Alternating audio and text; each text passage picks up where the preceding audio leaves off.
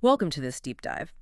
Today, we're looking at a really interesting development shaking things up in social media. Yeah, it comes from a piece on the Think Pieces blog, actually, by Frederick Griffin at GH Management Partners. That's the one. It talks about this move, this shift away from, you know, the usual chase for likes and virality. Exactly. It's pushing towards something more maybe intentional, more creative in how we connect online. So our mission here really is to unpack this new approach. And maybe, get folks thinking a bit differently about their own tech use. Could be inspiring. Okay, let's dive in. The blog post spotlights a new platform. It's called Series. Right. And the people behind it are two Yale juniors, Sean Hargrow and Nathaniel Johnson. What really grabbed me was their why, their motivation. Well, yeah, it seems like they weren't just aiming to build like another app clone. Hmm. They genuinely wanted to rethink online connection. Mm-hmm.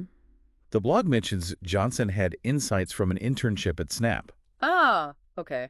Inside view. Yeah, exactly. And Hargrow came at it with this user-first design thinking, really focusing on the actual person using it. So series is their kind of answer to that dissatisfaction. Seems like it. The whole idea is curated sequences, Mhm. content like images, videos, even written thoughts.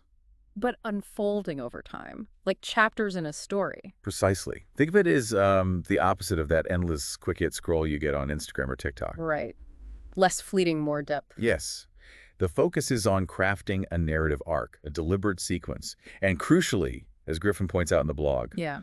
there's no algorithmic pressure cooker, no emphasis on popularity contests.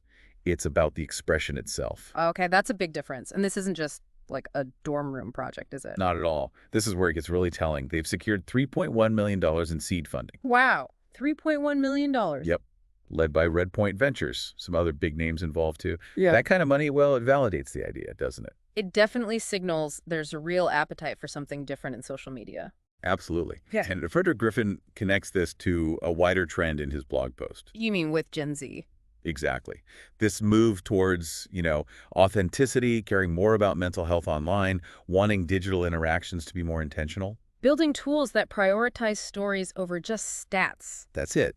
They're looking for ways to tell more meaningful stories, not just rack up points in some validation game. And it's pretty inspiring, as the blog notes, that it's young people driving this. Totally. Hargrow and Johnson saw a need, maybe felt it themselves, and they're actually building a solution. They're contributing something, well, potentially really meaningful for their generation, fostering these more thoughtful online spaces. It really makes you think, doesn't it? Seeing these young founders just go out and create something new like this. Yeah, it That does. sort of prompts you, maybe the listener too, to think, okay, what creative paths could I explore in this tech landscape?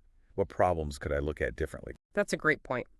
So, wrapping up this deep dive, which again drew heavily from Frederick Grishin's piece on the GH Management Partners Think Pieces blog. It really suggests the future of how we connect online could be, well, more human, more creative, more mindful. You can find more of their thinking over at https://ghmanagementpartners.com/Griffin Hill Business Docs. Definitely worth checking out. And it leaves us with a thought, doesn't it?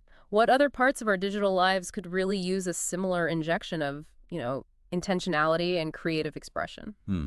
Definitely something to mull over.